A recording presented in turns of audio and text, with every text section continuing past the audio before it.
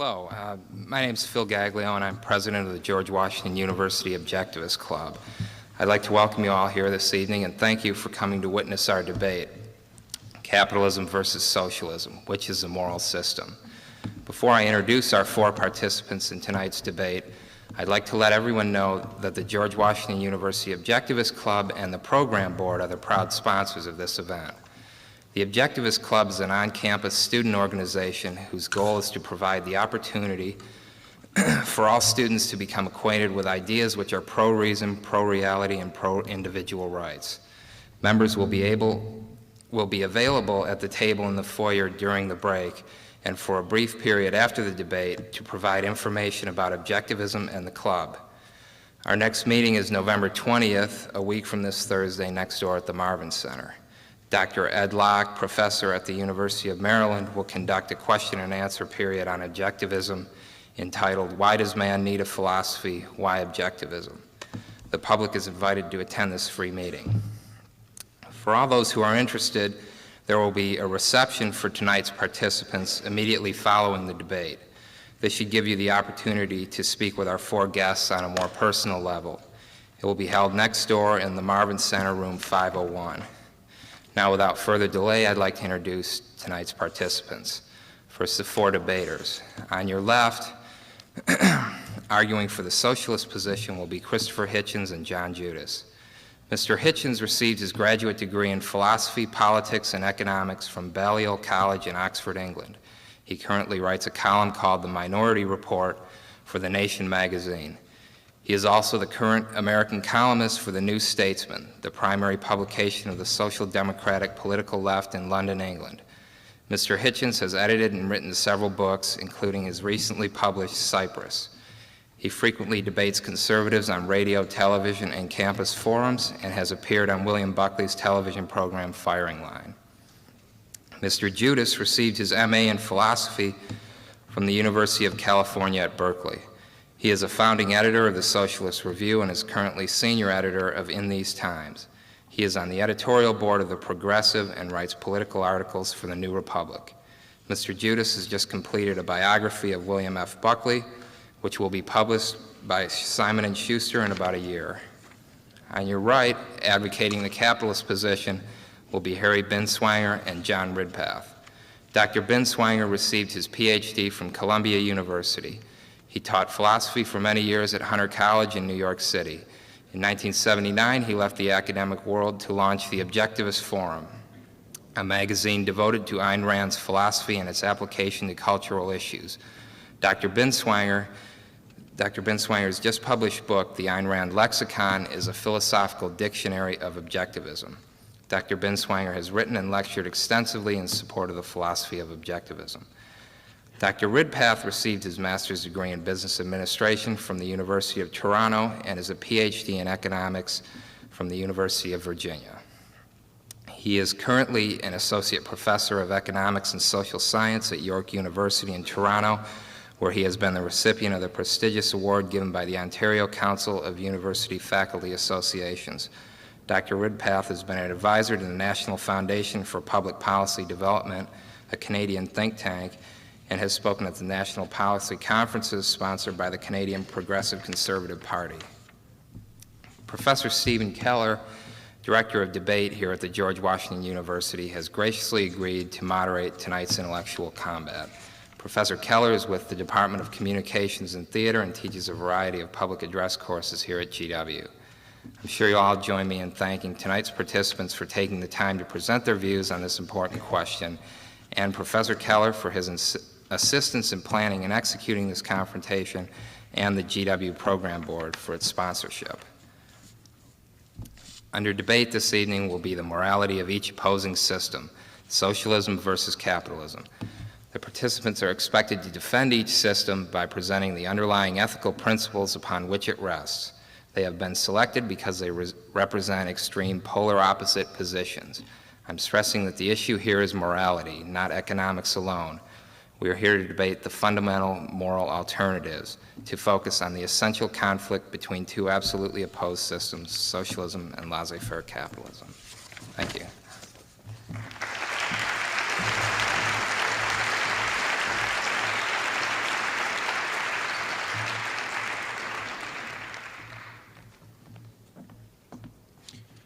My guess is as the evening progresses, there will be very little question in your mind as to who is seated on the left and who is seated on the right. The intellectual enlightenment that will be served to us this evening will probably be very freewheeling. At the same time, it will have a time and a structure to it. The participants have agreed to the following speech sequence and time lengths. Each speaker, alternating back and forth between sides, will make an 8-minute opening statement. These opening statements will then be followed by each speaker making a 5-minute reply. After the opening statements and the reply, we very much encourage your participation. There will be a microphone set up at which you all are welcome to ask questions of the participants. Those questions can be directed to a particular participant or merely to a side. Following the questioning period, there will be a 4-minute per side closing statement. Those 4 minutes can be divided among the participants on that side however they choose. Starting us off this evening will be Mr. Harry Binswanger. Mr. Binswanger.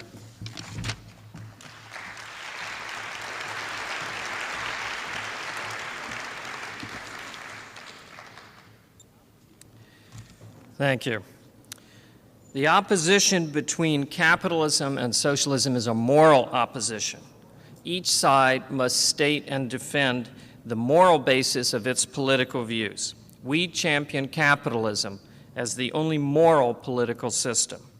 What is morality? Morality is a code of values to guide man's choices. There is only one fundamental choice: to live or not, to be or not to be. If one chooses to live, then one must act in a certain way. One must achieve certain goals, certain values. One must satisfy one's needs.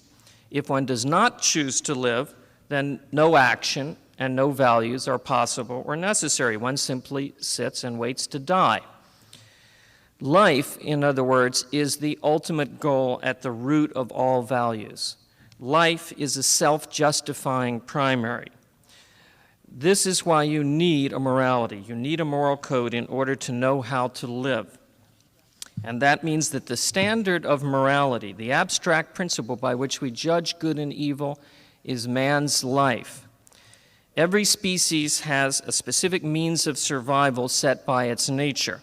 This is a simple biological fact. Unlike the lower animals, man has the power of choice, but he doesn't have a choice over his basic nature and his basic needs. What is man's means of survival? How does man get his food, his shelter, his safety, his health, and so forth? Well, obviously not by any great strength of muscle or by claw or fang, not by instinct, but by thinking, by reason. Reason, the conceptual faculty, is man's basic means of survival. Now, this is the key to our whole position, so I want to stress this. Reason, thinking, the use of man's intelligence is his means of survival. Man survives not by appropriating pre-existing values the way that animals do, but by creating new values. The means of doing this is productive work, and by production I mean the application of reason to reshaping matter to serve human ends. It is not true, in other words, that wealth exists in some static quantity, like a natural resource, so that when one person gets more, another automatically gets less. Life is not a zero-sum game. Wealth is created, it isn't found. And the creation of wealth takes knowledge. Knowledge is available only through rational thinking. Thus, reason is man's only means of knowledge and therefore his basic means of survival. Look around us. Right now, we're in a man-made world. We're in a man-made environment. Electric lights, plastic seats, clothes from artificial and natural fibers from all parts of the world, a microphone system. Where did all these things come from? They came from the minds of the scientists who discovered the physical laws involved, from the engineers who found out how to translate that abstract knowledge into working instruments, from the entrepreneurs who risk their capital to bring these things to a market to serve human needs, and in addition, the physical labor under the direction of the intelligence of the entrepreneur to produce them. The moving cause here, the basic source of all these things, is not then the physical labor as such. It's not muscle power. It is not that we expend more calories of energy per minute than the caveman, and that's why we are here in an auditorium lit by electricity, and he is in the cave. In fact, we put forth much less muscular labor today than in any time in human history. We even go out of our way to create exercise because we find ourselves doing so little in our work. The actual source of wealth, then, is man's mind, man's rational thinking capacity. Now, it is true that some men can attempt to live without using their minds, but they can do so only by parasitizing the wealth created by those who did choose to think and work. It is still true that man's life depends upon thinking, even though some people mooch or steal the products of the thinking of others. Those others had to think. Now, a morality whose standard is man's life, then, man's life as a rational, productive being, cannot permit such parasitism.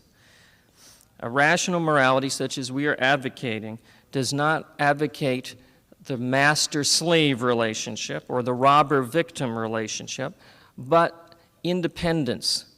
Men must deal with each other as independent equals, each man being an end in himself, not the means to the ends of others. Each man must stand on his own, achieve his own values, live his own life, earn his own happiness. He does get, of course, a value from the association with others. He's not a hermit. But there be no mistake about what we're advocating. We are advocating selfishness, rational, egoistic selfishness as the proper code for men to deal with each other. The reason is that selfishness is required by life as such. The opposite of selfishness, which means the achievement of your own values, is the surrender of your values, the sacrifice of a higher value to a lower value, or the sacrifice of a value to a zero, to nothing. Now, that is obviously the antithesis of life. Life is a process of value achievement. Full surrender of all values would mean death. Anytime you eat a mouthful of food for yourself rather than giving it to some starving Indian beggar, you're doing that on the principle not of altruism or self-sacrifice, but of egoism. Now, I want to be clear, rational selfishness does not mean sacrificing others to yourself. That would be inconsistent. Each man must be selfish, each man must live his own life, and men must trade value for value when they deal with each other. So we hold that man is born free, not only politically, but morally. You are not born in debt to others. You have no duties to others. You are not obligated to seek their happiness. You are the owner of your own life. Your life is not the means to any higher end. It is the ultimate end. As I said, it's your basic choice to live or not. Man is not a sacrificial animal. Now, in particular, we emphatically reject the idea that need is a claim. You know the slogan in the advertisement, from each according to his ability, to each according to his needs.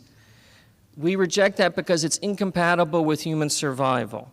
A morality that sacrifices ability to need is a morality that holds suffering, lack, disease, impotence, failure as that which entitles one to receive values.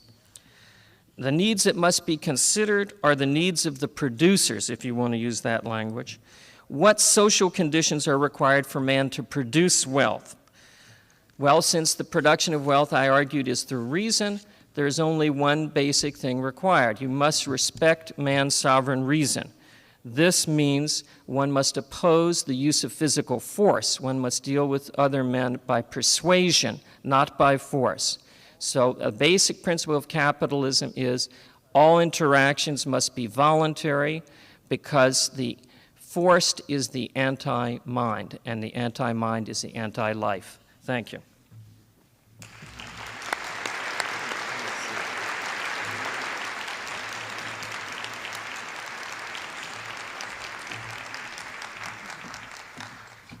Thank you very much, Mr. Binswanger.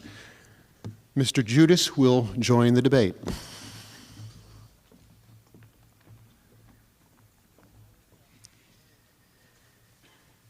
I was happy to learn that we would be having a debate between socialism and laissez-faire capitalism, because I'm uncomfortable debating capitalism rather than laissez-faire capitalism. Since I stand for a fleeting ideal myself, I prefer to have to contend with another fleeting ideal. I should warn you that my views as a socialist are not necessarily representative of all socialists. In one sense, I'm a radical. In another sense, I'm a conservative. I'm radical, I suppose, in the sense that I don't think that the the German Democratic Republic, the East Germany, is either democratic or socialist. And I'm conservative in the sense that I think that socialism itself will evolve out of capitalism and share many of the features of modern democratic capitalism. Not only the parliamentary system and civil liberties, but also the rudiments of the market and small and medium-scale private property as well. Now, what is the moral basis of socialism as I describe it? Well, I'm going to say something that might seem paradoxical here, and that is that the moral basis of socialism is really no different than that of laissez-faire capitalism. Socialism comes out of the failure of laissez-faire capitalism to realize its own ideals. Those ideals are basically three. One, which Harry Binswanger discussed, is an ideal of man himself, of human beings themselves, having a higher capability and of society itself being structured in such a way as to fulfill that higher capability. It's an ideal that comes from the Greeks, goes through Hegel, the Enlightenment thinkers. The other ideals are those of liberty and equality, and those were born out of the struggle to wrest capitalism out of feudalism. Liberty as the right to be free of inherited obligation, to be born not on a manner in which one's life was laid before him, but to have the possibility of doing different things with one's life. Equality, again, as being born neither in a particular caste or class, a rough equality, but an equality based on the absence of an aristocracy. Now, these three ideals of what one might call self-creativity, equality, and liberty were the ideals that informed Jefferson, Jackson, Lincoln, what one might call the democratic tradition in American thought. And the way that they conceived them being fulfilled was in terms of a society of equal small producers in which each person or family would be roughly equal, would be free, and would have the power to control their own destiny in society. Unfortunately, these dreams were not realized. Instead of a society of small producers, we had a society of large producers, a society of classes, a society in which poverty existed alongside great wealth. In other words, the society that we know as modern capitalism today. And socialism, as an idea of the 19th century, was born precisely out of the understanding that that society of laissez-faire capitalism could never be, and that in order to realize it, you would have to have a somewhat different kind of society, one in which human beings themselves owned the means of production, in which there were no classes. Now, here's the difficult part, because, as I said at the beginning, I'm a radical in the sense that I don't think that what we have today under the name of socialism is socialism. And I think we'll get to talk about that a little more in the debate, but let me just briefly explain what I'm talking about. Marx and the early socialists always assumed that socialism would arise only in highly industrialized societies with a democratic tradition. Highly industrialized because only in those societies would people have the time, would the productivity exist, in other words, where people would have the time to rule themselves. Democratic because only in those societies would people be educated, both in trade unions and parliament, to rule themselves. But socialist movements first took power not in highly industrialized societies, but in a semi-industrialized nation with a very scant democratic tradition, the Soviet Union, Russia. And socialism itself, as it evolved,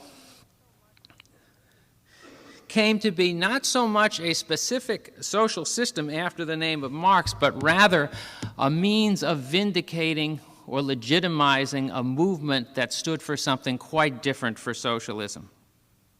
Most of the societies that call themselves socialism are no more socialist than most of the right-wing movements that call themselves democratic. I'm sure you know there are those.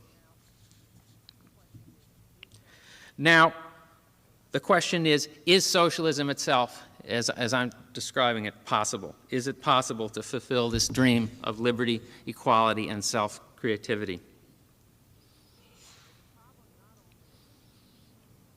There's a problem not only with existing socialist societies and the pall that they've cast over our notion of what it is to be socialist, but there's a problem, in fact, with Marx himself and the socialists of the 19th century.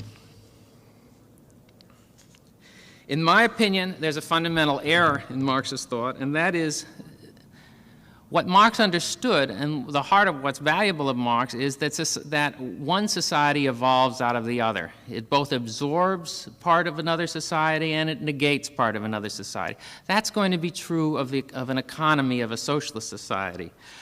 That is, we cannot conceive of what Marx conceived of as a socialist economy was simply the negation of a capitalist economy in which no markets existed and in which economic power would be concentrated in the collectivity.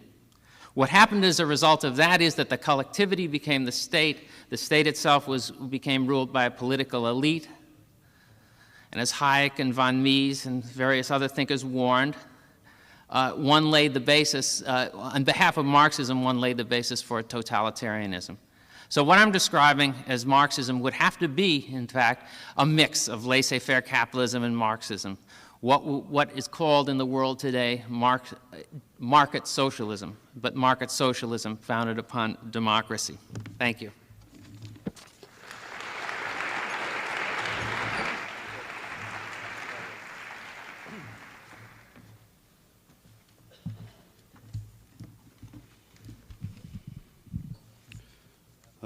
The debate this evening is in essence about two issues.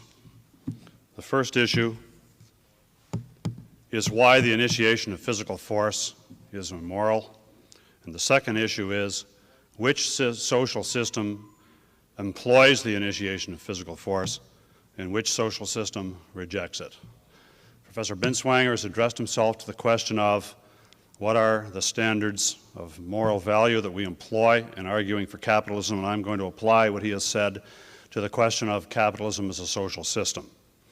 I'd like to start by observing that a society is nothing more than a collection of individuals who are interrelating with each other according to rules, laws, customs which pertain in that culture. If one asked, what is at the basis of these rules and these laws, one would discover that at the basis of these things lie certain philosophical principles, such as we have been discussing. Principles with regards to the nature of reality, the nature of man, what man's social needs are. That is why philosophical principles are at the heart of a social system. A social system, capitalism, socialism, whatever you like, the essence of these social systems is philosophical principles which underlie them. The fundamental identifying characteristic of any social system is the set of moral and philosophical principles which it embodies. And this debate really is about the differing principles underlying socialism and capitalism. Now, before discussing capitalism as a social system, I want to remark on the state, on government as the central social institution. It is the enforcer of the laws, of the principles which are in place in the culture. It is the central social institution. It is the, if you like, dominating social institution in a culture. If we would ask ourselves, what is the government?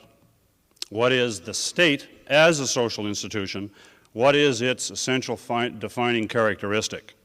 We would see that the essential defining characteristic of government is that it is that social institution that has a legal monopoly over the use of force in society. That is what government is. The central question with regards to any social system, therefore, is what are the principles dictating the way that the state relates to its individual citizens? Now, what would a moral social system be? A moral social system would be one which was based on pro-life principles, one which was based on the values that human life requires, one that serves man's life rather than destroys man's life, one in which the government is limited in its functions to the social requirements of human life. In other words, the moral social system would be one which acknowledged and protected man's fundamental social need, which is for freedom from the initiation of physical force in a social context. Now, it is the concept of man's rights which captures man's need to be left free from the initiation of physical force on the part of his neighbors when he deals with them in society. It is man's right to life, liberty, private property, and the pursuit of happiness which morally sanctions his need for freedom.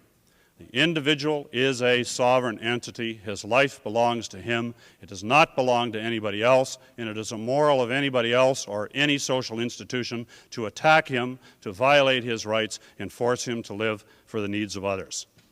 Man needs freedom to act. He cannot be physically barred from acting once he has decided through the irrational use of his mind on the goals he wishes to pursue. And if he should succeed in his actions, in gaining values, he needs the right to own those values and to retain them for his own use. He needs the right to private property. Without property rights, no human life is possible. The principle of man's rights is the bridge from morality to the question of the moral social system. The only moral social system, therefore, is the system which is based on the recognition of man's rights, on the recognition of man's need to be free from physical force. The only moral social system is that social system where the government is limited to this function, where it never initiates force in order to violate the rights of its own citizens, where it supplies the police, the armed forces, and the courts for dealing with rights violations, and in which it has no economic functions whatsoever. Just as state should be separated from church, state should also be properly, totally separated from economics. Now, the proper definition of capitalism as a social system is to identify the fundamental principle underlying capitalism. The fundamental moral principle underlying capitalism is the sovereign individual and his right to his own life and his own property. Therefore, the proper definition of capitalism is it is the social system based on the uncompromising recognition and protection of individuals' rights. This is a definition in terms of fundamentals. Now, the socialists define capitalism as a social system where there is wage labor and where there is private property in the means of production. These are derivatives. It is true that there is private property in the means of production. It is true that there is wage market for wage labor. But these are expressions of every individual's right to act on in his own interests and trade accordingly and voluntarily with his fellow men. So to identify capitalism as a social system exhibiting wage labor and private ownership of the means of production is superficial. The fundamental and proper definition of capitalism is that it protects every man's right to his own life. Now, the implications of properly defining capitalism are, first of all, that there is in a true capitalist society no connection between economics and politics. Economic power, which is earned by producers by virtue of their ability to produce values which other people will buy, is a positive. It is a benefit to everybody to have present in our society people who are capable of earning economic power. Political power, on the other hand, is based on the power of a gun, on the power of the government to actually violate men's rights, coerce them, expropriate their property, and it is a negative. And there is no connection in a capitalist social system, if it's properly understood, between business and government. Secondly, there is no advocation in capitalism of the right to goods per se. People only have the right to act freely They do not have the right to the goods of others. There is no such thing as a right to a job, in other words, to force another person to give you a job, a right to an education, in other words, to force another person to give you an education, or a right to any such possessions at all. Now, given this, it is obvious that capitalism has never yet fully existed in human history. It lies ahead rather than behind. The 19th century in Britain, in the United States, are the closest approximations of it, and we see great productivity and benevolence. The moral is the practical. But today we have no examples of capitalism in the world. We only have mixed systems, which in fact are systems of incompatible principles. Principles of statism, such as the socialists put forward, and some vestiges of freedom. Now, it is my view that having completed our comments, that we as capitalists have done what is required of us, which is to make a case for capitalism. That is our case for capitalism as the only moral system available to man. Thank you.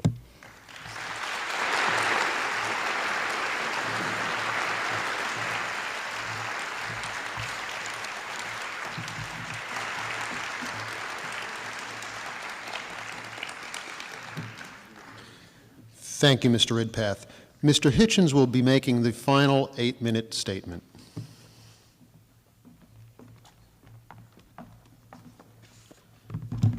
Thank you, Professor.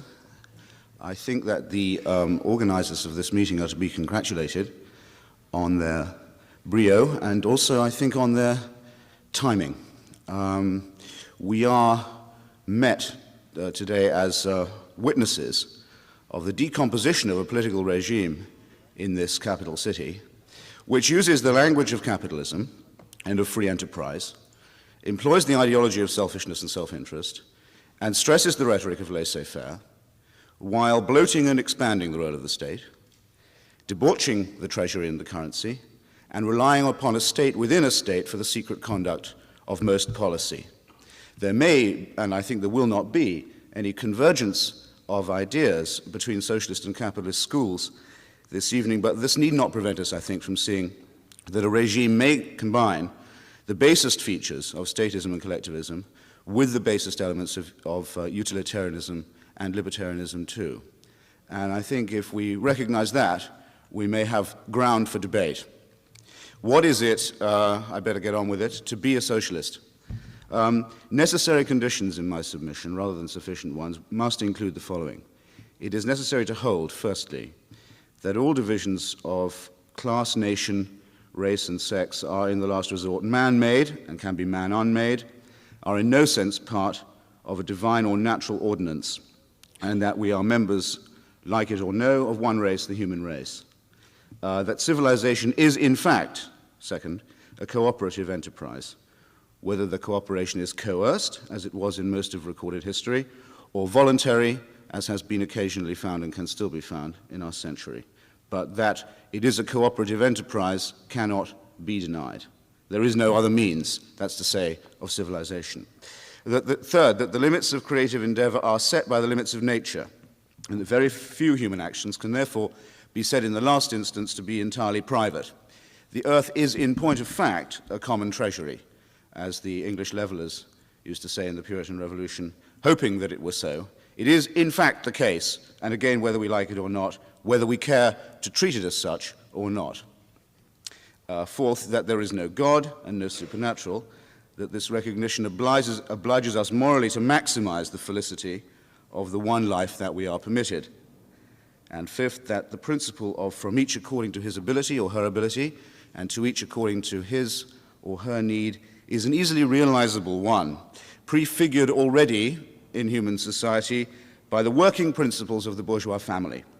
That unique engine of thrift, enterprise, the transmission of morality, operates precisely on the principle of from each according to his or her ability and to each according to his or her need. There is, in fact, no other way that a family could decently or possibly be run. I make no moral judgment as between the decency and the possibility. Such a distinction would be odious. Marxists describe freedom as the recognition of necessity, and only then proceed to say that the free development of each is the condition for the free development of all, a stipulation that obviously implies its corollary, that the educator must be educated, That's why I stress the above as necessary conditions rather than sufficient ones. We do not ask for these things to be true. We might even prefer them not to be, but we must recognize them as given and as such. Sufficient conditions, I think, center on the question of class. Marxists recognize that history is indeed the contest of competing social forces, and that so is the present such a competition. All attempts to describe society as merely organic and harmonious, or as a free competition or race between individuals with differing attainments and endowments, fail, because they ignore this simple and obvious fact, which again we do not preach, we simply recognize, insist upon, and make as a point of departure. Let me, if I may, quote you from Marx and Engels' preface to the German Ideology in 1845, where they say that they and their supporters, and I'm quoting now, "We do not preach morality at all. They do not put to people the moral demand, love one another, do not be egotists, etc. On the contrary, they are very well aware that egoism, just as much as selflessness, is in definite circumstances a necessary form of the self-assertion of individuals." I think this shows clearly enough that Marxists understand what Randians term, as if they discovered it, the virtue of selfishness. But as Marx and Engels also wrote in the same period in their Holy Family, they saw the need for selfishness to be transcended. I'm quoting again directly from the Holy Family, 1845 also. "If enlightened self-interest is the principle of all morality, man's private interest must be made to coincide with the interest of humanity. If man is shaped by environment, his environment must be made human. It is on this apparent paradox that we take our stand." And against the neo-Kantians, the early Marxists argued that morality could not be derived from abstract first principles of recht, or right, but had to correspond to the real conditions of society. Nowadays, I think this argument seems quaint in its intensity and fervor, because evolution itself, and specifically the evolution of modern capitalism into a new symbiosis with the state, has borne in upon the dullest mind the recognition that if humanity does not yet think in terms of a common destiny, it has at least had to think in terms of a common fate. To put it at its most vulgar materialist level, we are all collectivized by the same ozone layer.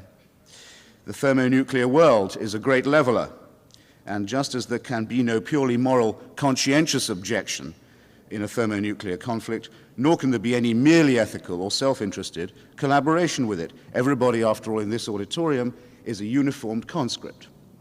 You cannot conscientiously object to the nuclear conscription that has made of each of you soldiers and put you in the front line while the real soldiers are in the bunker. This recognition of reality enforces a sense of collective humanity upon us. Again, we do not preach this, we recognize it. Socialism, said Oscar Wilde, would free us from the distressing necessity of living for others. The feelings of compassion and solidarity and responsibility, after all, are no less instinct in our species than those of self-interest.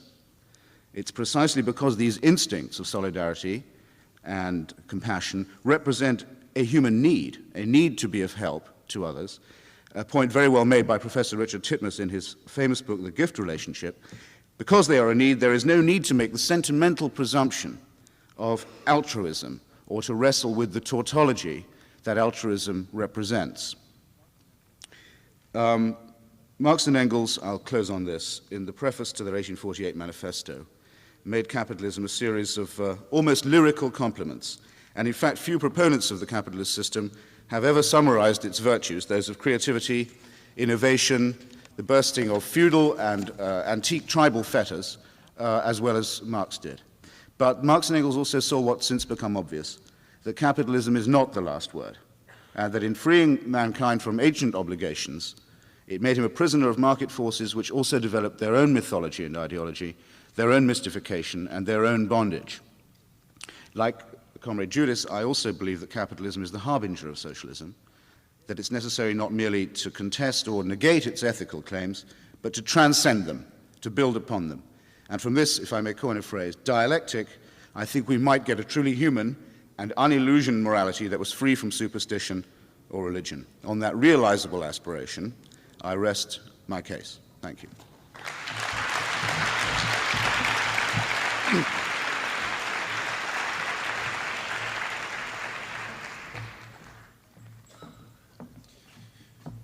Thank you, Mr. Hitchens. The next 4 rejoinders will be 5 minutes in length, and they will follow the same sequence of the first 4. It will be after these speeches that the audience will begin its questioning period.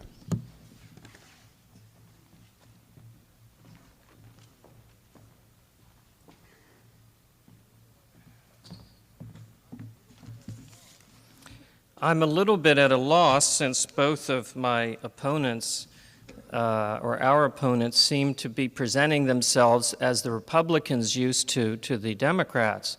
Me too. We're for freedom too. We're for some form of laissez-faire integrated with socialism. We're for liberty. And we both share a dislike of Ronald Reagan.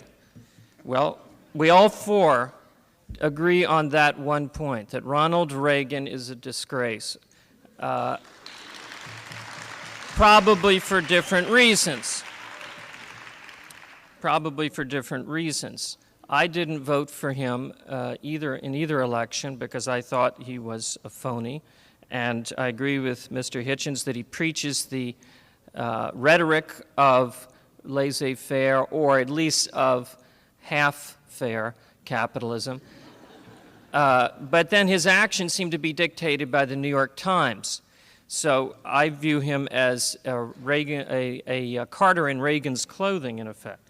That's for concrete application. But there seems to be so much rushing to agree with us that I wonder, are we doing better than I thought? People used to be absolutely knocked off their chairs by someone advocating laissez-faire, and maybe we've become a little bit too successful. So let's bring this down from the clouds a little bit.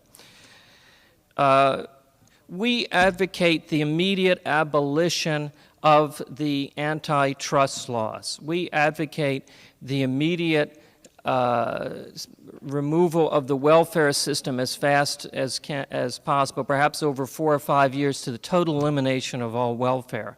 We advocate the immediate abolition of the Federal Trade Commission, the Securities and Exchange Commission, the Federal Depository Insurance Company, the CCC, ICC, just about any alphabet agency you can bring up. I mean, we're talking about something very different from socialism. We're talking about untrammeled, complete free trade, where people can buy and sell as they choose as long as they do not initiate physical force against others. Now, I wanted to just respond to a few implications of ideas in the socialist side that I want to disavow. We do not hold equality as a value or virtue or ideal, if by equality you mean anything other than equal rights before the law.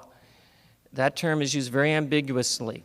Equal rights before the law, so that there is one system of justice in the law courts for rich and for poor, is exactly what I've been arguing for. Today, all the rights are on the side of the poor and the workers, and all the suffering is on the side of those big capitalist businessmen. They are considered guilty in any confrontation without the need for proof or evidence. They're considered guilty because they're greedy capitalists. So equality before the law, yes. But equality of income, equality of life, equality in any other sense, absolutely no. People have different abilities. People work with different degrees of intensity and effort and success, and to some extent just plain luck. And those equalities have no moral those inequalities have no moral significance whatsoever. I have never in all my years in philosophy come across any argument as to why there is any moral issue involved in one man having 1,000 times the wealth of his neighbor. I would like to know on what basis is there something wrong with that, and on what basis is it better if the incomes or wealths are equalized, because there is no such argument. As to the family being altruistic, I don't belong to a family. We are not Reagan conservatives. We do not stand up here and champion family. We champion the individual. I would like to find someone I can marry. I don't plan to have children. And if I have someone that I love whom I marry, it won't be someone who joins with me on the basis of from each according to his ability, to each according to his needs. It will be trading value for value, both economically and in terms of spiritual values. Finally, the idea of class and collectivism we totally disavow. There is no such thing as a class. There are just individuals. And I would claim, if I had time, that that's based on the denial of free will. Their view is based on determinism, the idea that if you're born in such and such a situation, you have to have the ideas and values of your parents. We uphold free will, that a man makes himself. Thank you.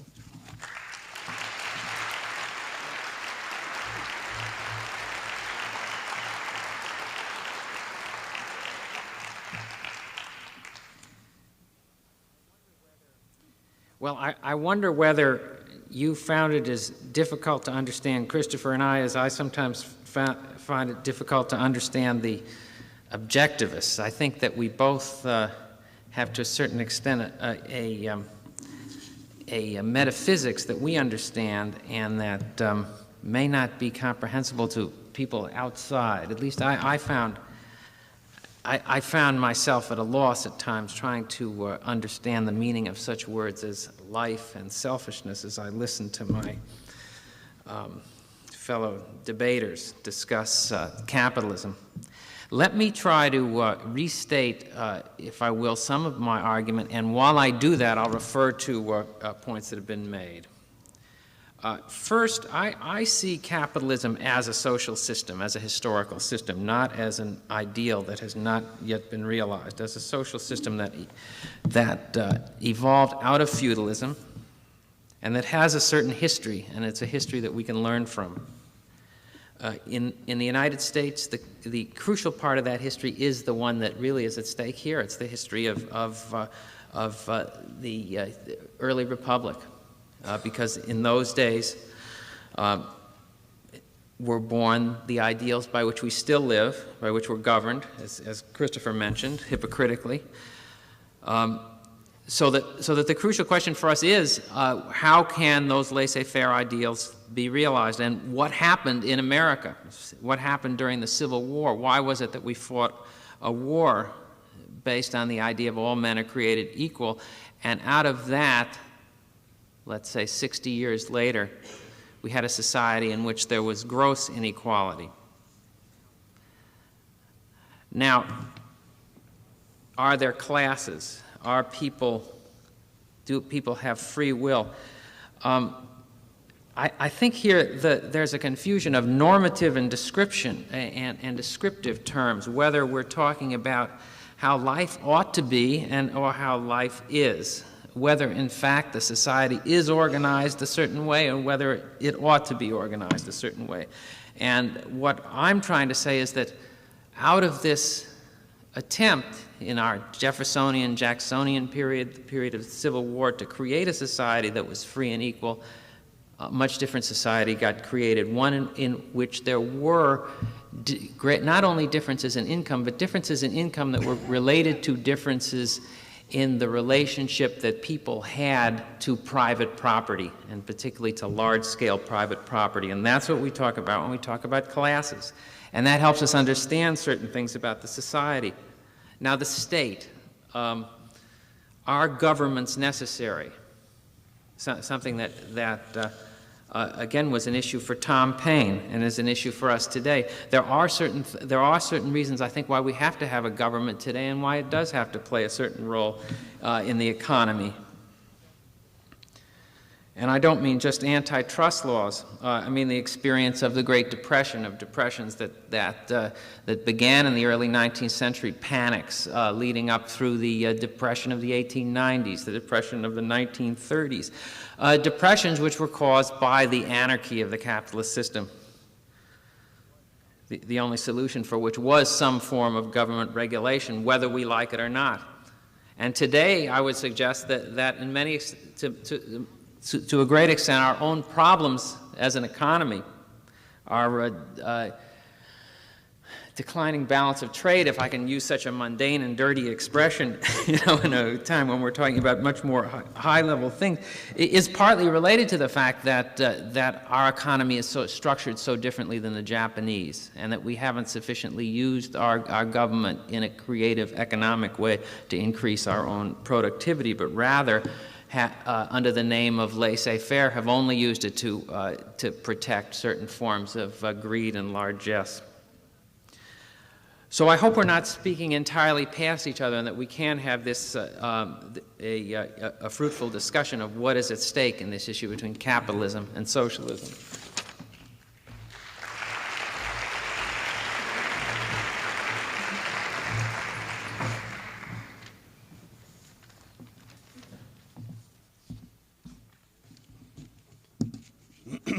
Well, I've debated socialism, this is my 10th time. These are definitely the nicest socialists I ever debated.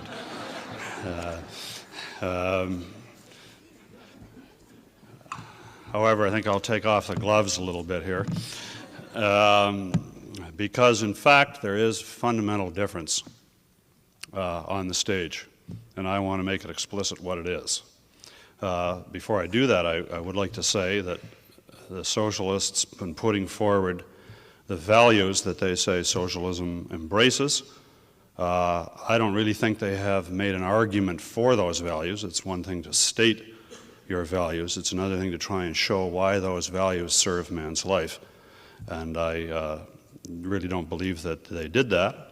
I thought that the idea of liberty that they put forward, which meant that we were to be born free of inherited duties and obligations, is a very small component of what it really means to a man to be free.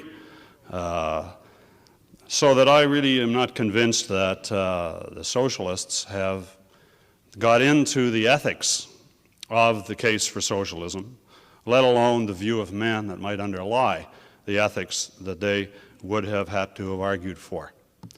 The principle to each, from each according to his ability, to each according to his need, is really an endorsement of the morality of altruism. The morality that some people, to live the virtuous life, should voluntarily give up some of their wealth so that others who have less can benefit. It is the morality of self-sacrifice. And they should argue for that morality. That is the morality that socialism attempts to institutionalize in society. They have not acknowledged the role of force in a socialist culture. They have said a few things which hint on that. Professor Hitchens, for example, I guess it isn't professor, is it? Referred to civilization throughout history was a matter of cooperation, and he said, as an aside, coerced or otherwise. It's a big difference. He also quoted Marx, where he said that Marx had said that private interest was all right, but it must be made to mesh with the general interest. Now, what does this mean? This means that the socialists, in fact, are advocates of what we can properly call a statist society, a society where the state has a big function to play, in essence, where the state is going to take over by expropriation the private property of the producers of a country and run that private property according to what they think is in the best interests of everyone. Socialism rests on an enormous act of expropriation of property, which is a violent act. And so consequently, the socialists have really not addressed the questions to the role of the state in their ideal society. It is no accident that every society in history, whether there has been yet achieved a perfect socialist society or not, every attempt has ended up, of course, with a very, very large role for the state to play, which is a denial of the rights of man and of man's need for freedom in a social context, and is exactly the opposite of what we are talking about. It turns out, as Mr. Judis said, that we notice, he claims, that the anarchy of capitalism caused depressions, which set up a stage for the need for government. Well, in fact, there is a very good debate, which I think is conclusive, that in fact it was not the market that caused depressions, it was interference with the market that caused depressions, and it was early statism which then turned and used the depression as an excuse for more statism. But the fact of the matter is, they are advocates of statism. They, in essence, say, you know, it turns out that if we leave people free, there are unfortunately problems which develop, and so consequently we have to bring the state to bear in order to create the beautiful world. So the essence of what the socialists are talking about, in my judgment, is give me the power of government. Give me the gun, because I want to build a beautiful world according to my blueprint, and I have plans through which I will coerce everybody who would not voluntarily cooperate with these plans into living in the beautiful future which they apparently do not understand. Now, we're opposed to that. We are standing up for freedom in a serious way. We are standing up for the principles this country was founded on. We are standing up for the principle of man's inalienable rights, and we are taking them seriously and not willing to compromise them at all. Now, I want to conclude by saying that Mr. Judis started, and he said that he referred to laissez-faire capitalism as a fleeting ideal. It is not a fleeting ideal. Despite their claims that capitalism has already existed, it has not, for the reasons I've presented. But it can exist. Ideas determine human history, and that's what this debate is about ideas for the future of this culture. And hopefully, if the ideas we're putting forward eventually hold sway in this culture, we will be fortunate enough to see a true laissez-faire ideal. It will be not a fleeting ideal by any means at all. Thank you.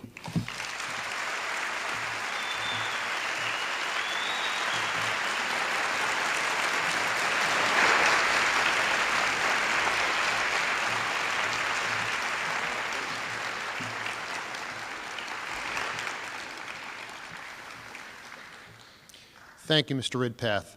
The last speaker at this stage of the debate will be Mr. Hitchens. Following Mr. Hitchens' presentation, the audience questioning will commence. Mr. Hitchens?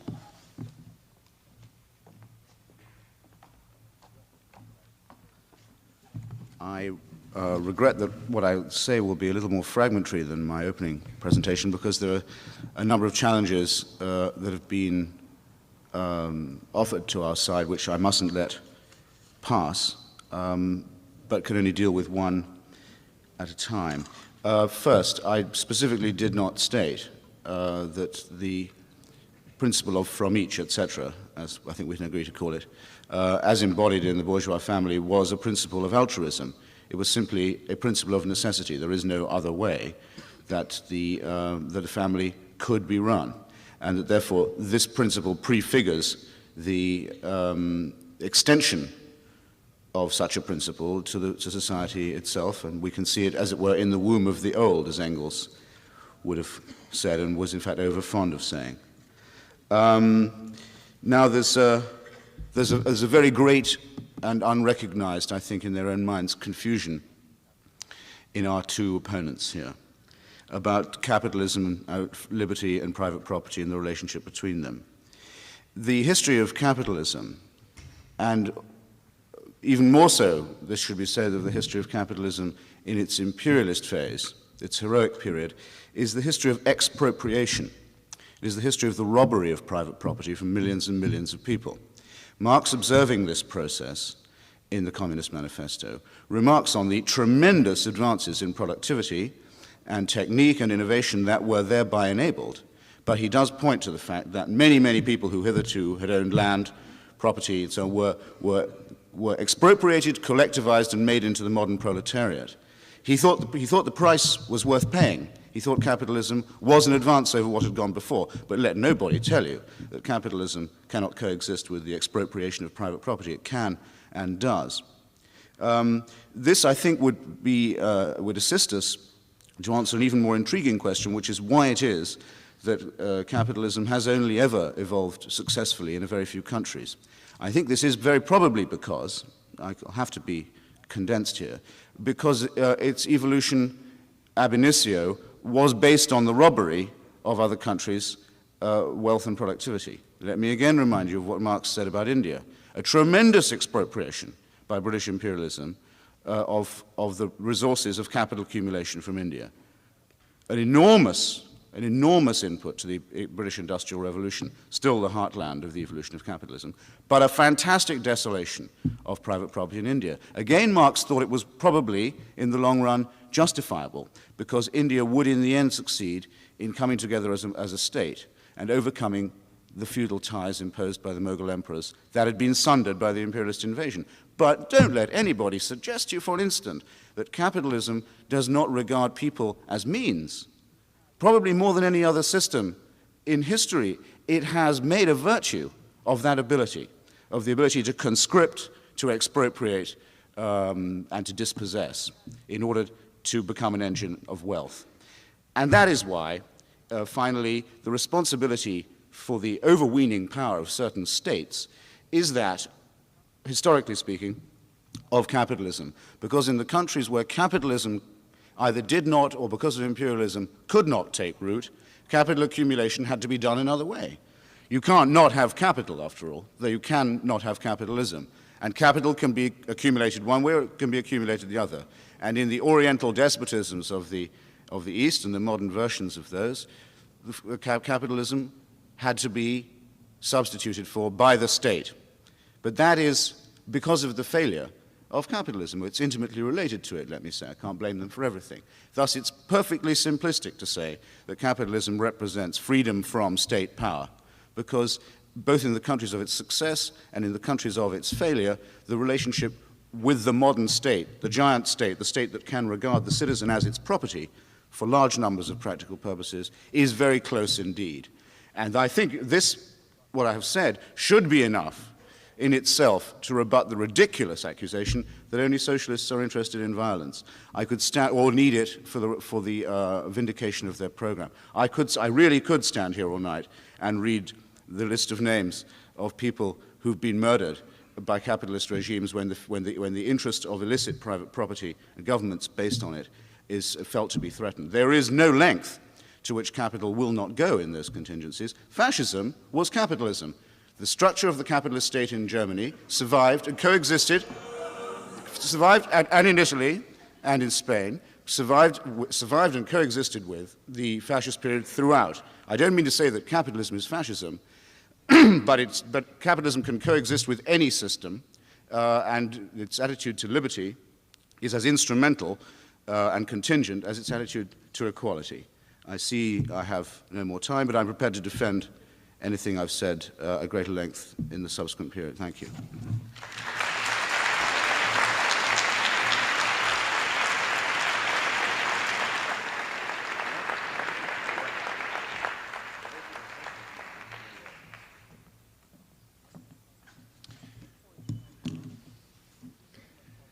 At this point in our debate, we would very much like to encourage your participation.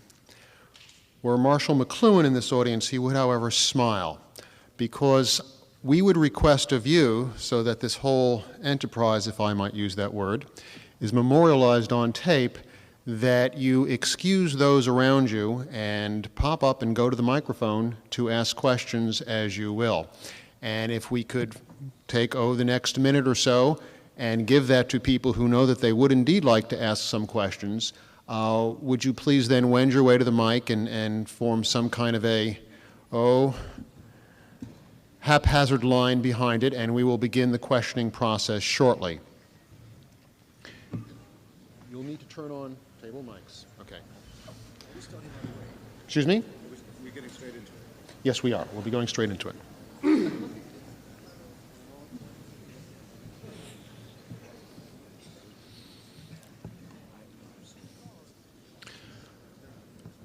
My charge, if I might make one, to the questioners is that they make their questions brief, that they indeed be questions, and that they, of course, allow the participants an adequate time to respond.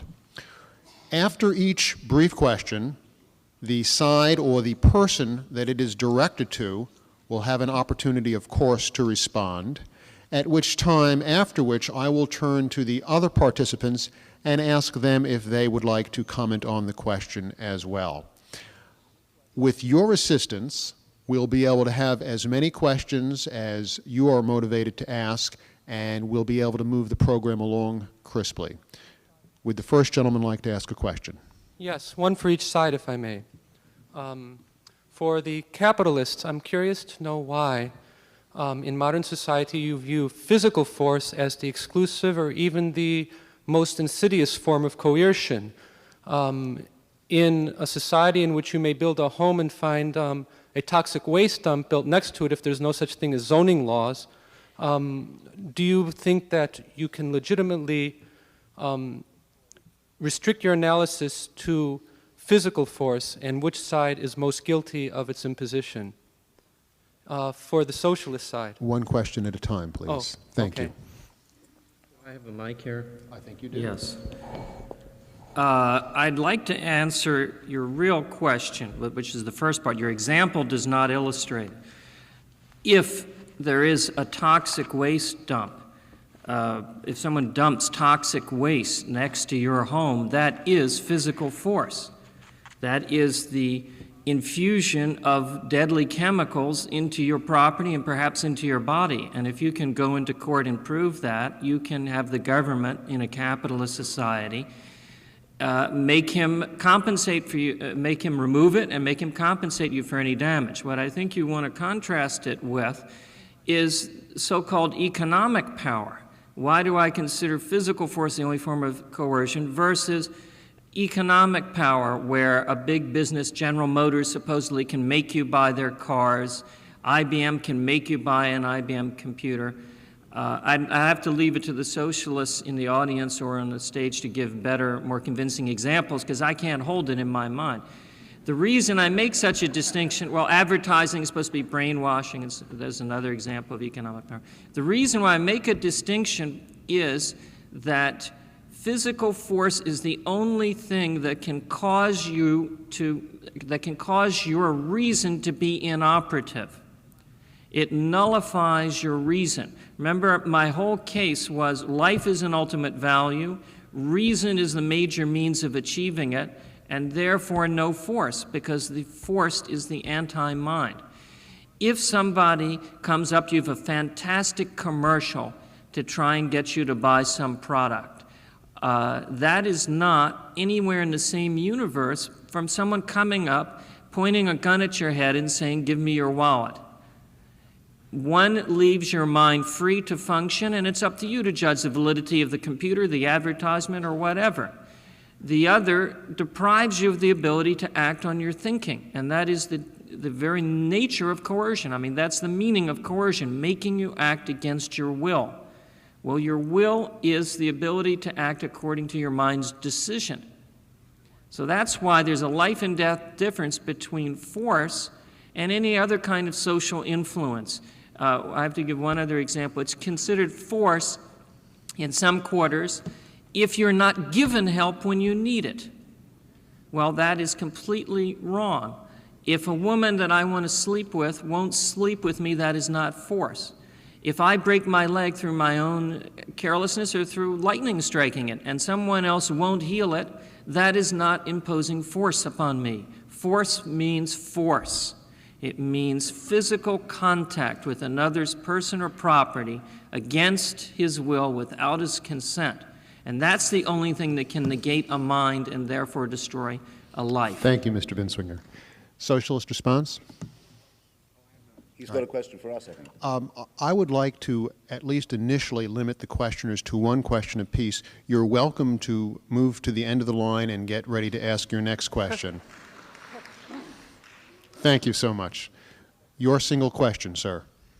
Yes. I'd like to pick up on a claim that Mr. Ridpath said that the socialists were just stating values and didn't get into their ethics.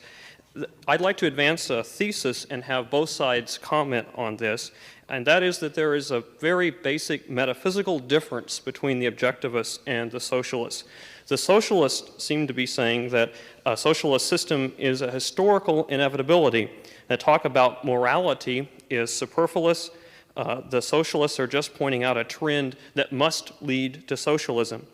The objectivists are claiming that man is historically autonomous. There's no historical context that necessitates the evolution towards any political system. Social ethics are needed to help us decide which political and economic system we should adopt. My thesis then is that there is a basic metaphysical difference between the socialists and capitalists in this debate. A much more cleverly asked double question. Would the socialists like to respond first?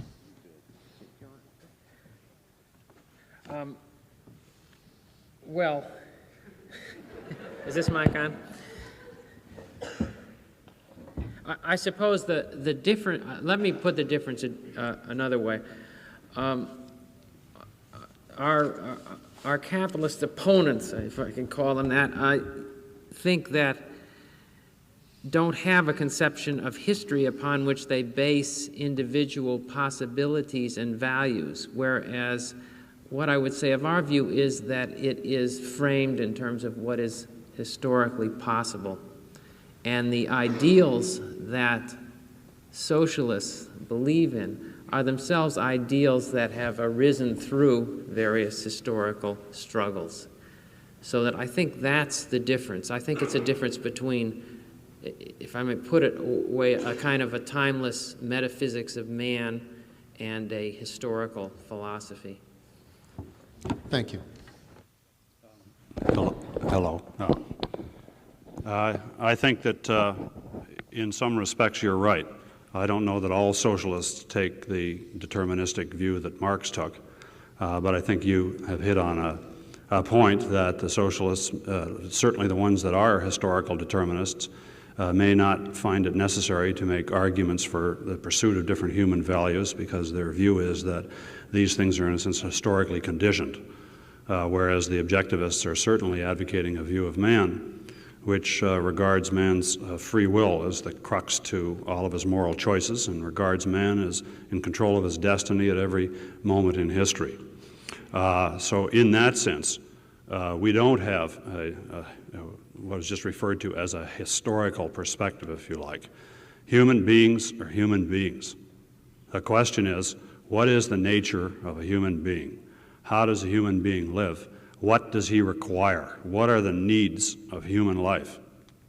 And our argument is that this has been true of human beings through history. It is not a historically relative thing, that men have required freedom all through history, and the fact that they have had freedom so infrequently through history is a sad commentary on human history up until this time.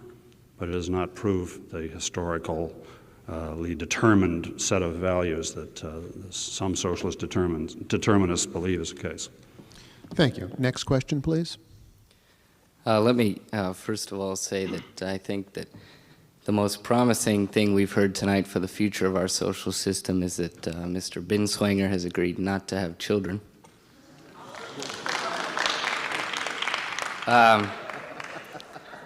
My question to you, Mr. Binswanger, my question to you tonight, the question tonight is one of moral justification. I'd like to ask you how you can morally justify, and you attempted to, a system which admits to the justification of inequality, economic inequality, where the accumulation of wealth, the ownership of property does not necessarily, as you said, need to be equal. Perhaps if all things were equal to start with, if everyone were starting out on the same starting line, Sir, yes. Mr. Binswanger has informed me that he objects to the ad hominem comment and will not be answering your question. And I would hope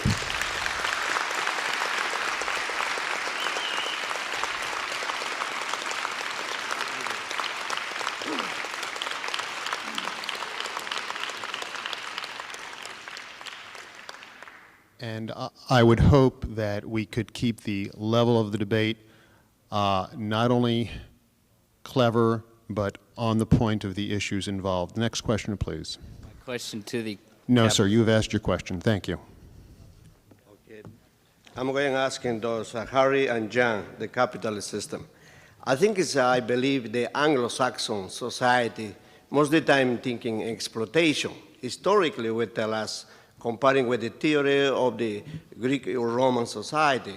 I'm talking about this modern capitalism, where is this monopolize, exploit are not oligopolists, this practice, too much exploitation to people. However, the capitalism is just almost 10% up in class. So I'd like to ask you a question, please. The capitalism is unmoral because Jesus, who's king of the earth, also was sympathized with the socialism. True or not, please? Take it, I got it. Okay. If the question is true or not that Jesus was a socialist, I would think you have a good case to make. The case that we are making for capitalism is a case for a social system, as I said in my remarks, that hasn't yet existed. All that you hear about the alleged evils of capitalism with regards to exploitation and with regards to monopolies and all of this is quite frankly a complete misrepresentation of what capitalism is. It does not relate to what we are talking about at all. But I will say in regards to bringing in Jesus, that the fact of the matter is that the case we are making is a radical attack on the ethics of Judeo-Christianity. We are rejecting the cross. We are rejecting sacrifice. We are rejecting state-enforced sacrifice. We are standing up for man's mind, for reason, for this earth, and for freedom. So you're right, Jesus and we are on opposite sides.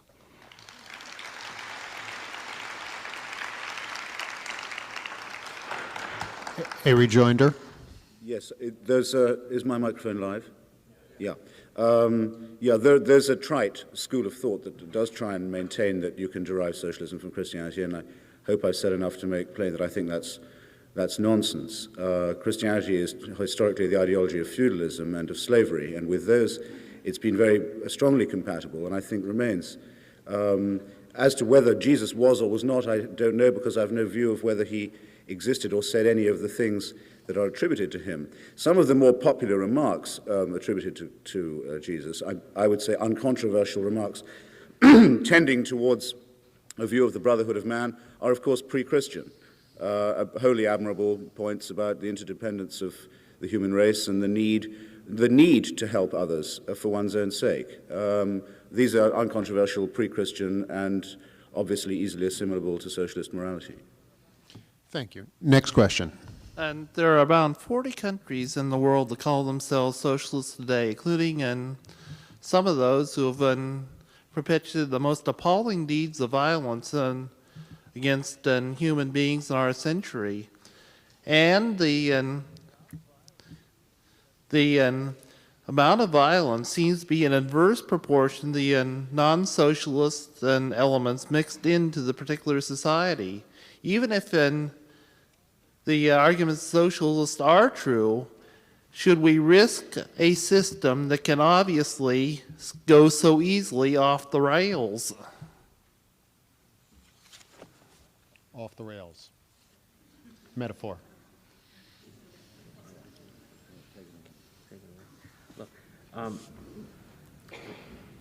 Just to show how complicated things are here, let me first make a remark about this last controversy, which is that I have to dissent from my comrade Hitchens' view of Christianity and religion, even though I am on the Judeo rather than the Christian side of the controversy. You have to remember Christianity is also the religion of the early Puritans. I mean, there's a lot of you can make a case for socialism coming out of a certain strain of Christianity, though to equate one with the other would be silly and trite. Now, socialist societies today,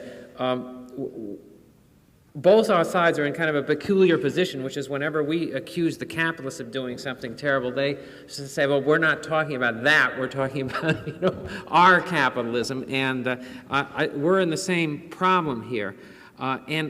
Let me try to make the point, though, analytically rather than normatively or morally. Hegel had a concept of the cunning of reason. Do you know that idea?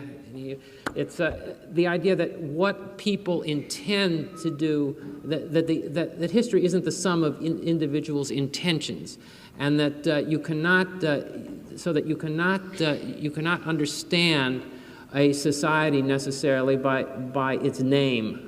The fact that so many societies call themselves socialism doesn't mean that the historical movement that began in the 19th century has come to fruition in the 20th century. Instead, we have a kind of example of the cunning of reason where a name has been appropriated. Just as the Nazis appropriated the name socialism, it was at the time the name of a popular philosophy and a popular politics. You have to remember things were not as they are today in America, and to be called a socialist in Europe was something desirable. It was a way of winning working class support. So the Nazis called themselves National Socialists. There are social democratic parties around the world that have very little in common. I think in South America there's several that are you might call it almost national capitalist in nature. So a terminology doesn't necessarily make history, and that you have to explain the term and understand how it came to be. Rejoinder? Well, just a quick comment that while I gather your question is, what do the socialists have to say about the fact that approximations of their ideas seem to have resulted in so much destruction in the 20th century? And have so many failure nodes built in on the way to achieving whatever. Yeah, and their answer is that, well, their ideals have been misappropriated in the 20th century. Well, that may or may not be the case depending on what particular version of socialism one is putting forward. But the fact of the matter is that Karl Marx, for example, is not unrelated to what has happened in the 20th century. Hegel is not unrelated to what has happened. He's a major influence on the Nazis. And I must say that even though I'm not familiar with the writings of my opponents, but they haven't said anything to me to suggest that they personally endorse the bloodshed of the 20th century. But I will say this, some of the principles that they share are shared by the tyrants of the 20th century that have caused that bloodshed. They are statists. Socialism of any kind is a statist philosophy. And what has caused the bloodshed in the 20th century is different versions of statism. So rather than have to say, well, we're a different version of this creed which has in fact caused so much destruction, at least we can sit here and say we reject the whole creed altogether. Thank you. Mr. Chairman, if I could crave your indulgence, if I was allowed to speak at this point, I think I could economize on later questions tending to the same point and clear up an earlier misrepresentation of our position all at once. May I try? Yes, you may. It is the single most vulgar misrepresentation of Marxism to say that it's determinist. The person who says that of it convicts himself at once of never having opened a book by Marx or by a Marxist. It was, for its time, and remains the most determinedly and avowedly anti-determinist mode of thought in philosophy. Most famously, and you'll see why I'm stressing this in a second, Marx began his most famous account of history and revolution, the 18th Brumaire of Louis Napoleon, by saying men make history, but they do not make it under circumstances of their own choosing. They make it, but under circumstances directly transmitted and engaged from the past. The traditions of all the dead generations, he then famously added, weigh like a nightmare on the brain of the living. That's not determinism, self-evidently not determinism. Now, let me say why I think this bears on the question of violence. Men make history, but they can't choose when and how they're going to make it. If it was up to me, and I think I would carry John Judis with me here, the Russian Revolution would have happened in 1905, when there was a large democratic revolution led by socialists that was put down by the Tsar, and which, with tremendous bloodshed and repression, and which paved the way for a ghastly imperialist war in which millions of Russians were killed under the leadership of the system of hereditary God-given monarchy, which was the system with which capitalism in Russia was at that time coexisting. Now, it is not, therefore, by the socialist choice that revolution took place in Russia at the close of that gigantic war and bloodletting and gigantic tearing apart of the fabric of Russian society to the point where cannibalism had re-emerged in the countryside. An emergence, in my submission, that is not unrelated to the later course of events in the Soviet Union. It's quite simply unhistorical to say that, well, revolutions devour their children. You then surrender the need to analyze history, and you can simply look at history as the working out of that proposition. Very good means of economizing on thought, and one that I think should be repudiated by any thoughtful objectivist. Thank you. A brief rejoinder, and then we're going to return to the questioning. All right.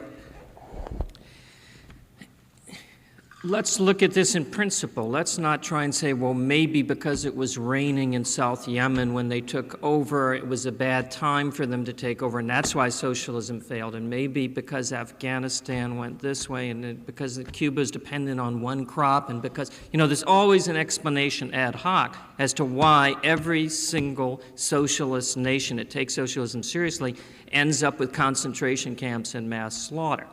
Let's look at it in principle. In principle, what else can you expect if the government owns all the property in the country? If there is no right to private property, if you cannot own your own printing press, for example, from which you can criticize the government, if the state owns all the printing presses, all the radios, if the means of making a living is in the hands of one group which maintains it by force, the government, so that he who does not work shall not eat, becomes a government edict. What else can you expect? If you make it a crime to trade on the black market, in other words, to engage in capitalist acts, yet people have to engage in these black market activities in order to feed themselves, what else can you expect but more and more black market and more repression to keep it down? There's no escape from a system of any status kind leading to disaster if it gives all that power to the government. Now, the capitalist system says the most dangerous thing in the world is a government. Let's restrain it. Let's keep it down. Let's give it only one function, the function of protecting your freedom from criminals and foreign aggressors. Let's not let it mess in any other area of your life. Let's just have the police and the law courts, and let's not have it be also your employer and the owner of everything. So, in other words, we believe in very, very drastically restricted, limited government. Now, since government's the culprit here, doesn't that point to the answer to your question? Thank you. Next question. Yeah, since there's a need for brevity, I'll make my question as short as possible. If one does an historical analysis of the situation as it exists in the world at present, there's an increasing tendency on the part of third world countries to gravitate towards the socialist ideal, whatever it may be. And I'd like both sides of the fence to address the question as to why this is so. Is it an ineptness on the part of radicals and intellectuals, or is it a clear analysis of historical perspectives? Capitalists, I'd like to start. Yeah, I've observed that myself. I, of course, would put a different coloration on it than the other side. I think the more advanced and intellectual countries have learned that socialism just does not work. So the only place that socialism can be sold now is in very backward countries that are, in effect, still following the fashions of the 1930s. But it's, you notice in Italy, for example, they came to the brink of Euro-communism and backed off. In France, they had a socialist government and backed away from it.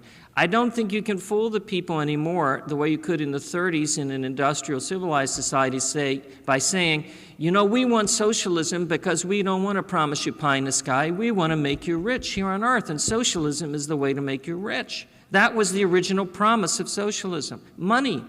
Food, shelter, work, but, a good job and rewarding income. Now, that's just, been completely disproved by, quote, historical analysis, by facts.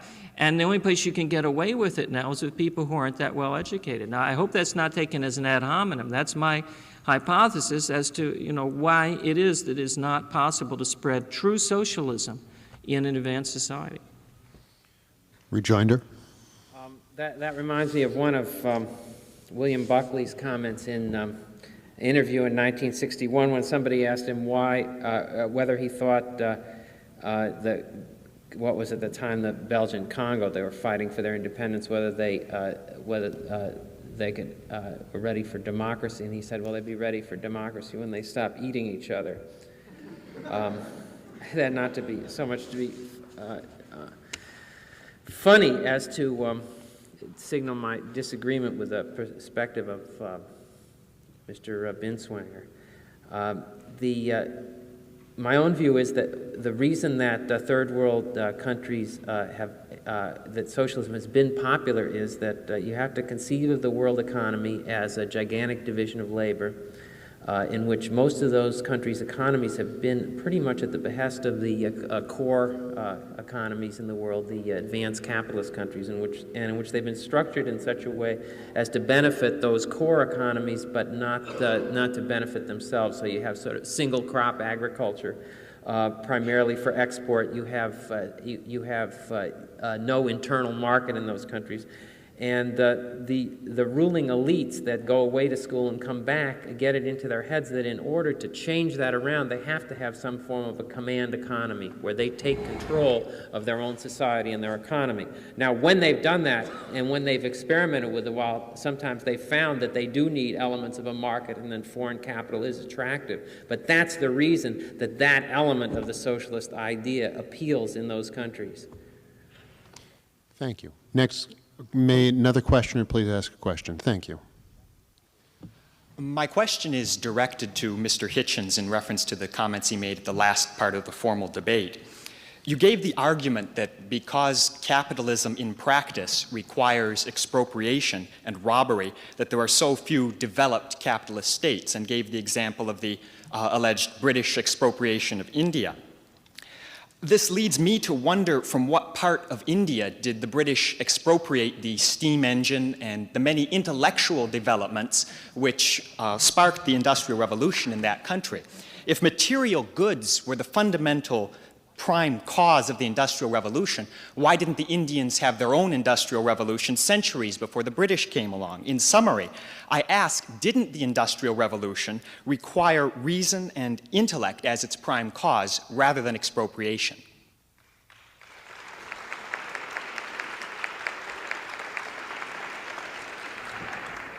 Would that the question was as clever as it sounds. Have you, sir, or has anyone else here, read Edmund Burke's speech on the impeachment of Warren Hastings? You might care to turn it up. It's a kind of a classic conservative text. In there you will find laid out in some detail the description of the enormous transfer of wealth from India to the islands in the North Sea, known as Great Britain and Northern Ireland today. Burke was in fact so alarmed by this process, it wasn't out of compassion for India that he mentioned it. He was alarmed that the process was in fact enriching a whole new class that would corrupt Parliament in Britain, and not without reason, and that's why Hastings had to be impeached. That is how some of the capital that led to the Industrial Revolution was accumulated. That's what I said. Now, it's also true that India got the steam engine as a result, probably rather earlier than it would have otherwise, which is why Marx said, as I said, that the British were probably justified in putting down the Indian Mutiny of 1857, because that mutiny was not a struggle for independence, it was an attempt to restore the Mughal imperial authorities, who were a relatively less advanced mode of production. Now, is that clear? If I didn't make it clear before, let me take the opportunity to make it clear now. That is the compliment Marxism pays to the origins of capitalism. I haven't yet, though, had an answer to my question about why capitalism did not emerge in such very large and theoretically prosperous and productive areas of the globe. And I do think that it is a question that deserves an answer from the capitalist side. Rejoinder? I'm having somewhat of trouble hearing every word. There's something in the sound system, the acoustics. We have some trouble hearing you over here. But I heard a couple of things that I will respond to. Colonialism is the best thing that ever happened to the colonies. We view the colonialization of India and the rest of the world by England primarily, and then later by other countries, including ourselves, as the extending of wealth and civilization to backward regions. All the interactions, in essence, I mean, I can't say that, every single one of them, but the essence, the thrust of those interactions was free trade, voluntary employment for people who were otherwise starved. As one other aside concrete from this, the Arabs have no right to that oil. The same principle.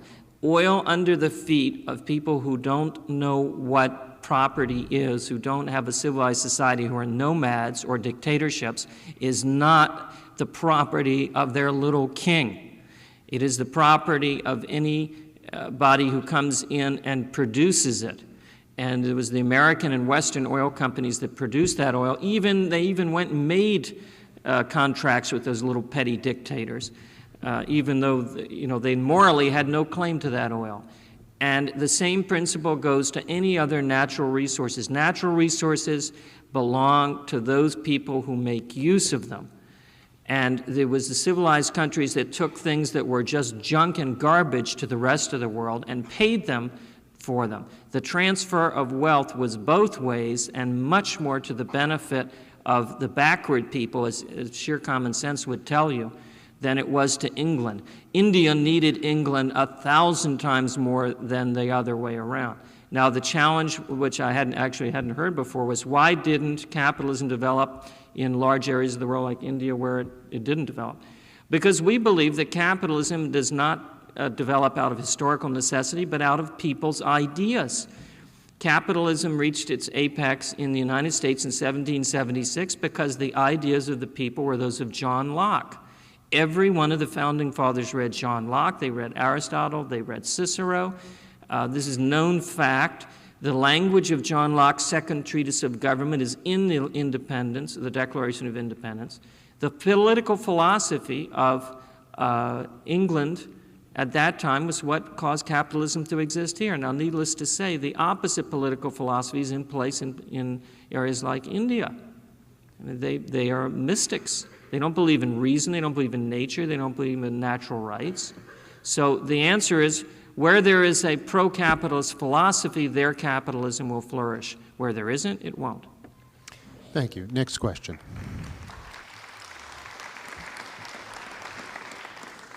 Yes, I'd like to ask this question of Mr. Hitchens, and it's a question that seems to be purely practical, but really it does have a theoretical underpinning as well. It implies a theoretical question, and that is, I have a question about how you would see how we ought to best make the transition to socialism, and in particular what I'm wondering about is how far you take what you took as your first principle of socialism, and that was that divisions of class, sex, and race ought to be ignored in the establishment of it. And what I'm wondering in particular is, how would you look upon, for example, affirmative action quotas in hiring? And the reason I ask that question is it seems to me that socialist ideology, Marxist ideology, has a tendency, and perhaps it's not fair to accuse anyone on the stage of this, but other theorists, to view man as an economic entity, as filling the way to look at man in order to understand his place in society is to look at the way he interacts with other people on a material basis. And so this is my question. How would you look at that particular way of establishing social justice? Yes, I think it's certainly a two-part, maybe a tripartite question. On the matter of transition, you asked me to deal with an enormous subject. I would say this sketchily and ask to be forgiven. It is the stated position of many conservative ideologues in Western capitalist Europe that the economies of Western Europe have, in a sort of vegetable evolution, already become social democratic.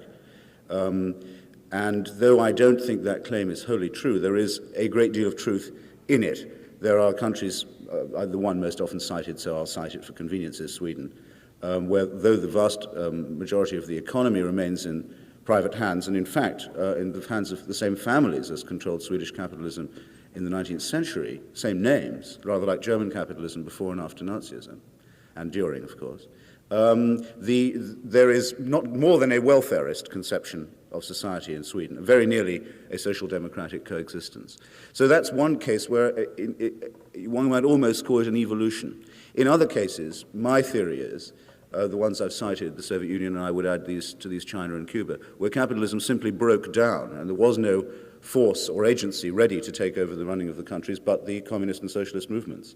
But capitalism abandoned and evacuated and failed in those countries, leaving no alternative. That you could say that was a revolution, or you could simply say it was a collapse. Calling it a transition would certainly be weak.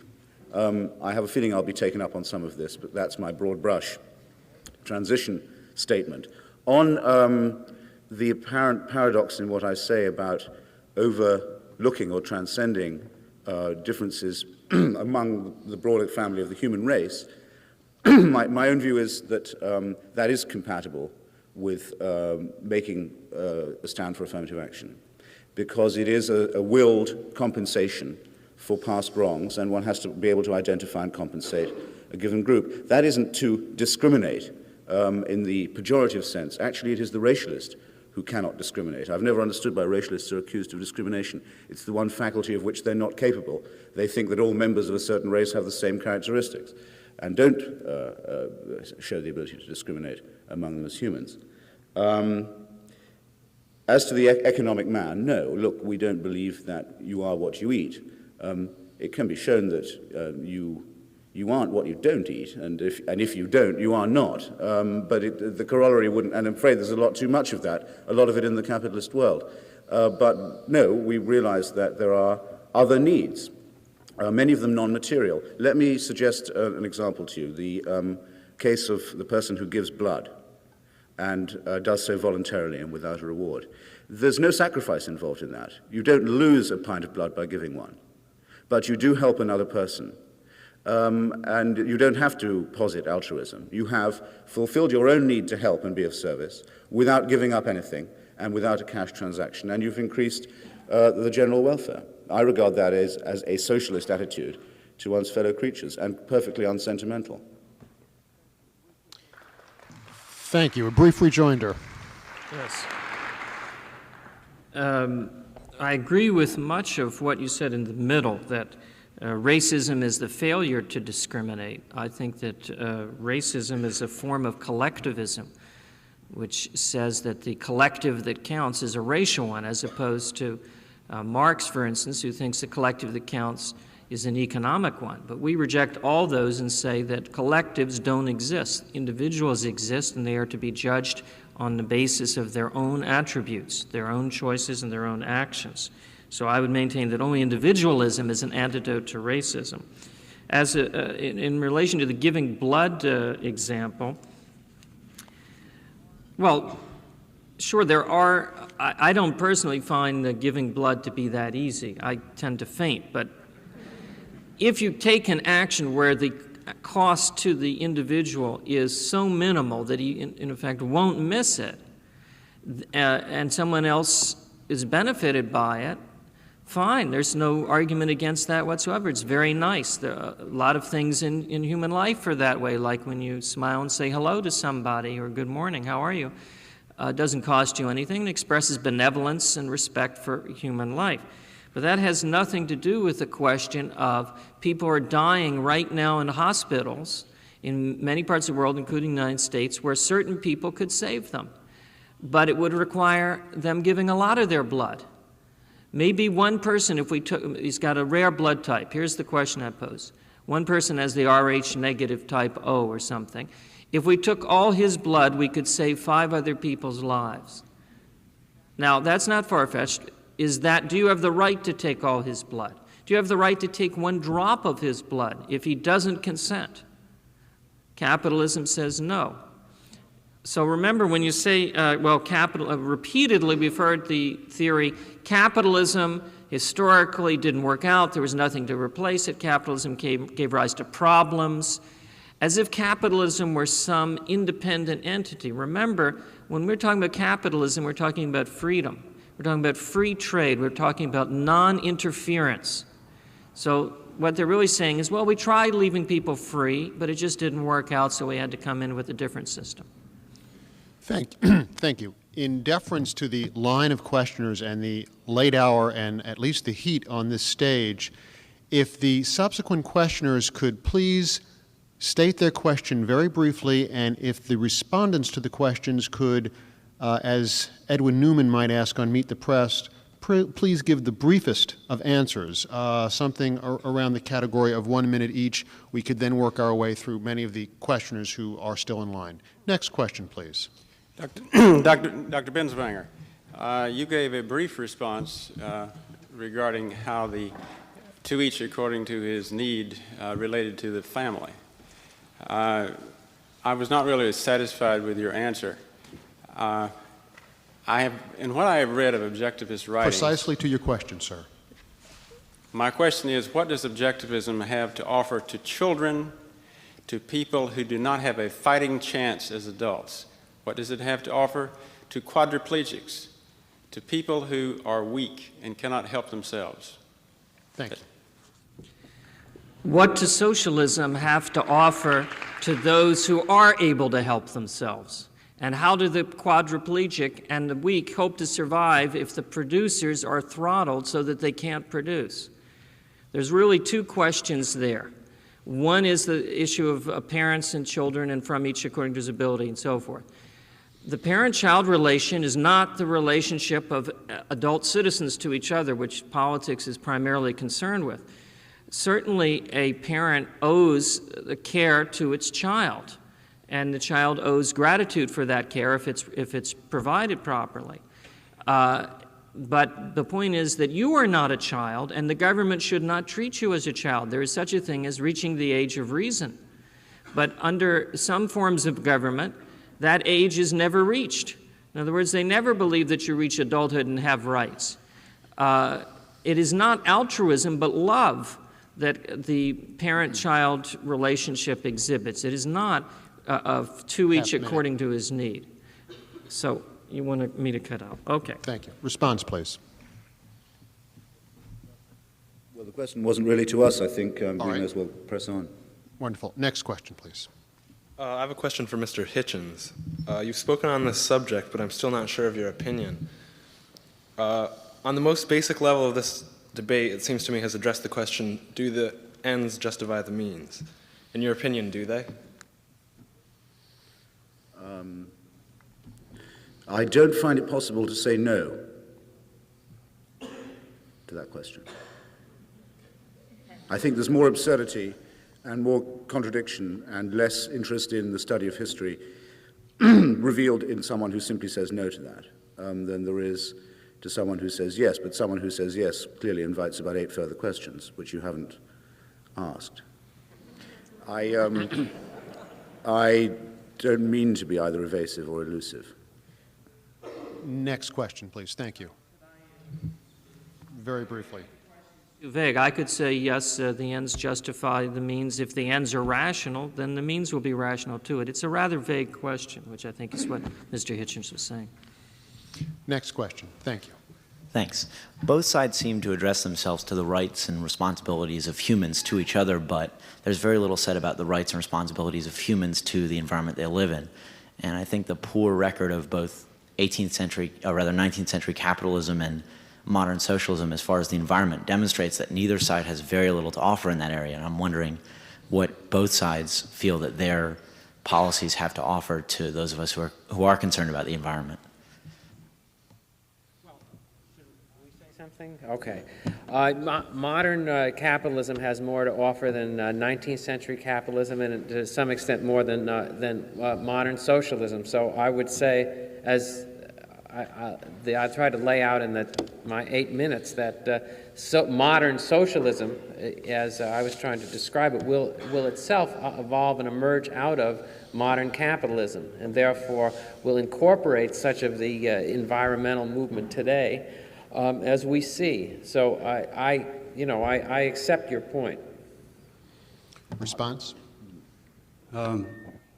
If in essence, the survival, human survival, the living of human life requires to go out into the world and produce values for the sustenance of life, in a certain sense, in essence, life involves attacking the environment. That's what we're doing. So that capitalism, in essence, is a system which unleashes people's energies to go out and try to make what they can from the world, the values that human life requires. The record of productive activities, such as you were mentioning earlier, the dumping poisonous waste next door to you, etc., examples of pollution that actually do attack individuals' right to their own life, their own health, etc., are examples of the fact that the principle of human rights has not been fully understood. It was not even fully understood in 1776, and it has not been consistently applied in legal philosophy to this day. So there are a lot of problems to be dealt with, but what we first need in order to deal with those problems is an understanding of what the principle of man's rights means. Thank you. My friend, are you here with your second question? Yes. All right. I would like, all right, the gentleman, we're going to go for two more questioners. My deepest apologies to those others in line.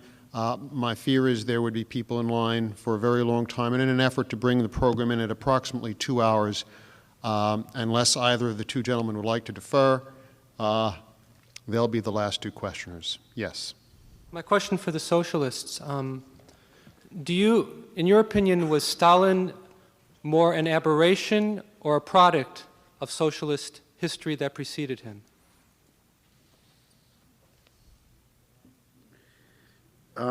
It would be true to say that you couldn't have had Stalin without Lenin. Those who make that accusation are, I would say, in an almost banal and self-evident sense, correct. It is also true that for the consolidation of his power, Stalin found it necessary to physically exterminate and liquidate what had been Lenin's Bolshevik party. Thus, I think there's no one-sided answer to that question.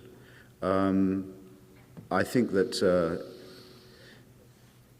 with the exception of the People's Republic of China, which has now embarked, it seems, on its own interpretation of the capitalist road, there is no other socialist community where the name of Joseph Stalin is regarded with anything but execration. Whether or not this is an irony, I leave it to you to decide. Response? No. No. Thank you. Final question. My question is for the capitalist. What kind of political system would get away with welfare, since it would take the altruism of the recipients? I mean, the recipients would have to vote against cutting their own benefits, right? So how would you change the Constitution? In what way? Just a legal question. Could you, sir, clarify the question?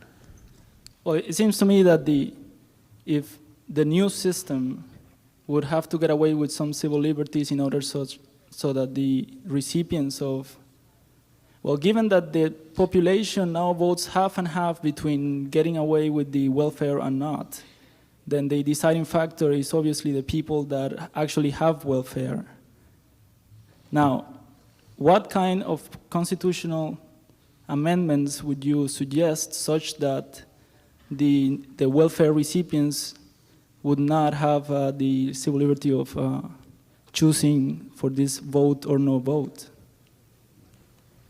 Okay, I think the assumption of your question is that you could not get rid of the welfare system unless you took the vote away from those who are its beneficiaries. I don't agree with that. I don't think that people vote their pocketbook. I think that if you convince people that they're better off in a different system, they'll vote for it. And as a matter of actual fact, welfare recipients are not a happy lot. And as a matter of actual fact, they would be far better off under a capitalist society. And if we could convince a majority of the electorate, including both welfare recipients and non-welfare recipients, of that simple point, then welfarism will fade away. And I don't believe that economic interests determine ideology, the other way around.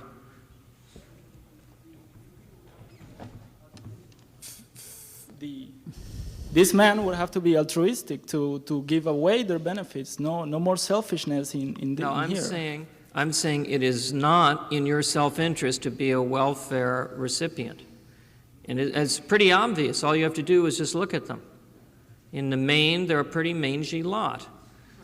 And if you had a child, would you tell it, and suppose it could live in one of two societies. In one society, half the people are on welfare, and it could qualify for welfare. In the other society, no one can qualify for welfare, but the standard of living is 10 times that of the welfare society and growing daily.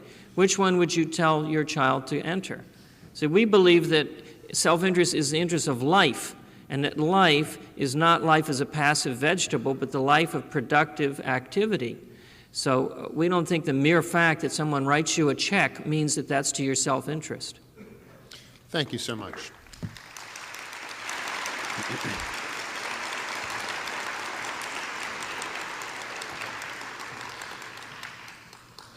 In this final section of the debate, each side will have 4 minutes to summarize its ideas however it so chooses and however it wants to divide up that time. Mr. Judis and Mr. Hitchens will begin this process, and they will both speak for a combined total of 4 minutes.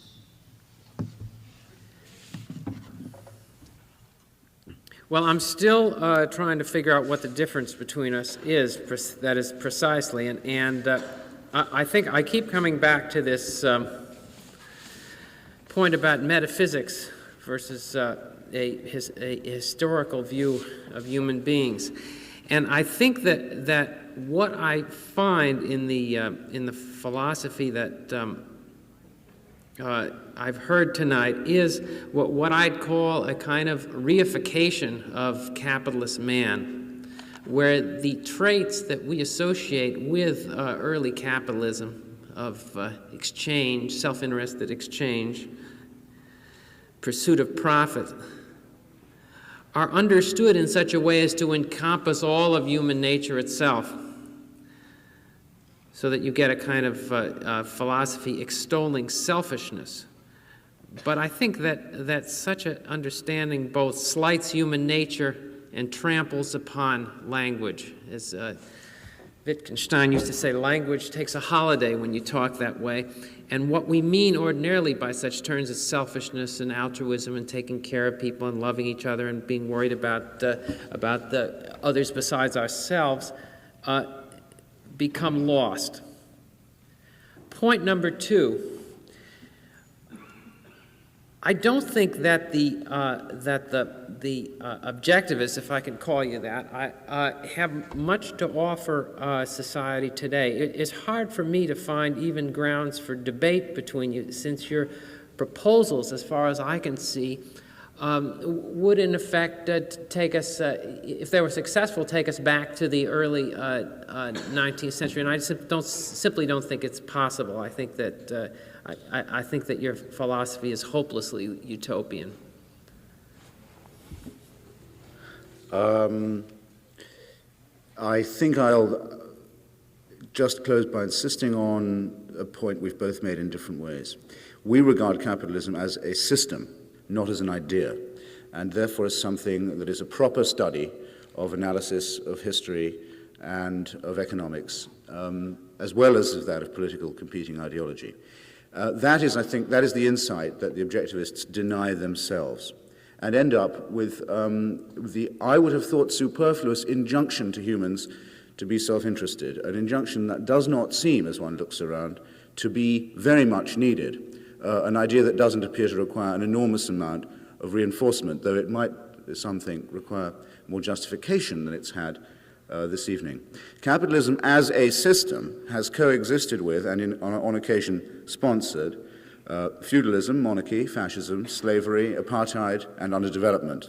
It has also been the great engine of progress, development, and innovation in a certain few heartland countries.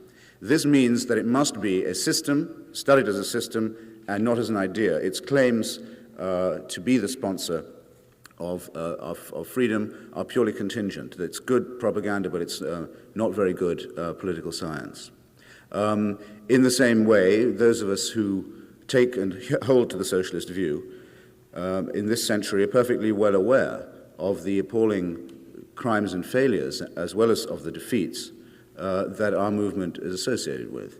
My final submission, I think, would be that no one bothers to counterfeit a bad currency, and that the claim of so many people who don't deserve it to the socialist title gives one hope for a more enlightened application of the idea in the non-capitalist future.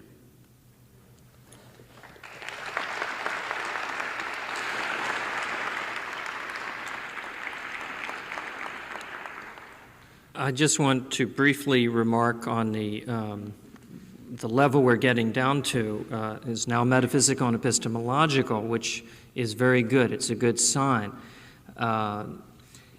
The earlier statement, now reiterated by Mr. Hitchens, that he's not a determinist, seems to fly in the face of what he just said, which I take as strict determinism. It does not cease to be determinism if you say man makes history, and then add to it, of course, what he makes of history, he had to make of history. Determinism is precisely that view, that human actions certainly have effects, but determinism claims that the causes are necessary so that in a certain situation only one result is possible. If you're here tonight, determinism says you had to be.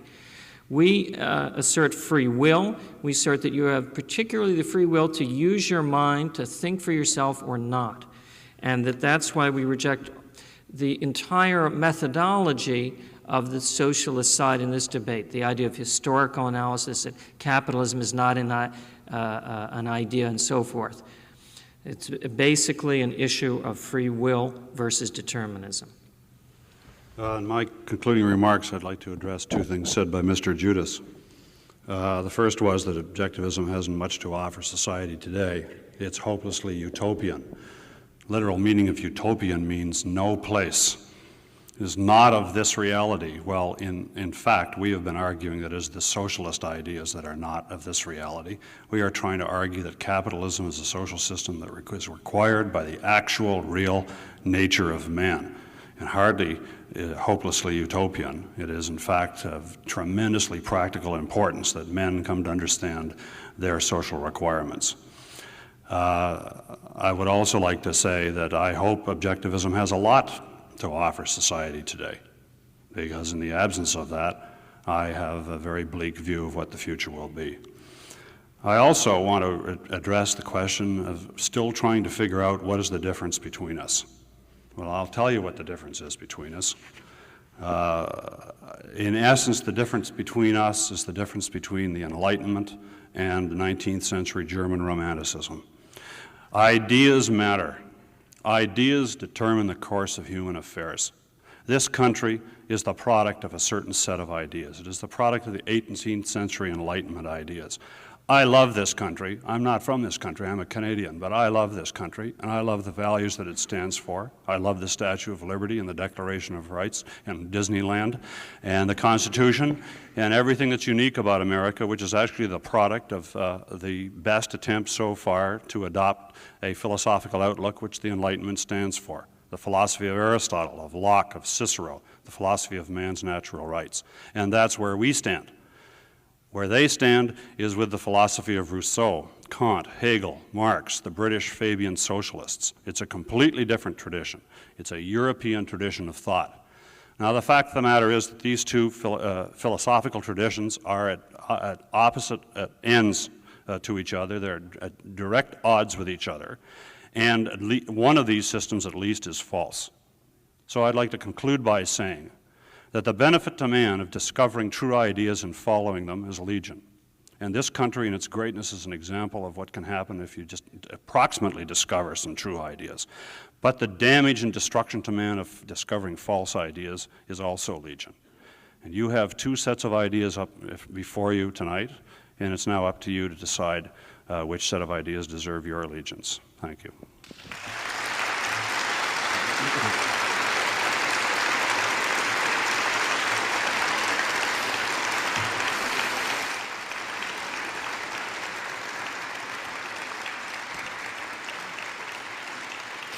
I'm certain your applause are on behalf of all the participants. The participants, and most particularly the Objectivist Club, would like to thank you for your forbearance and your patience and your enthusiasm this evening. I think a fair plate of intellectual nourishment has been served up. To complement that plate and perhaps soothe your thirsts, if you would please join us in room 501 of the Marvin Center, we would look forward to engaging you in discussion. Thank you so much.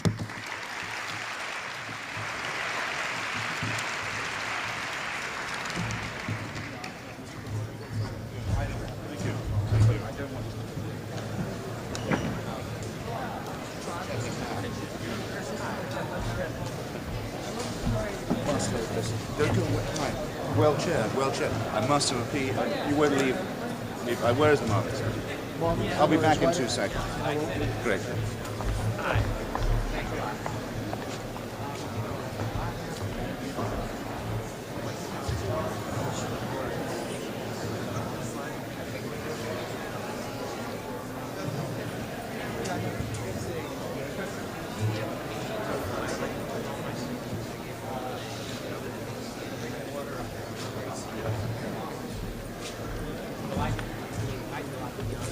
I guess we'll see you out here now.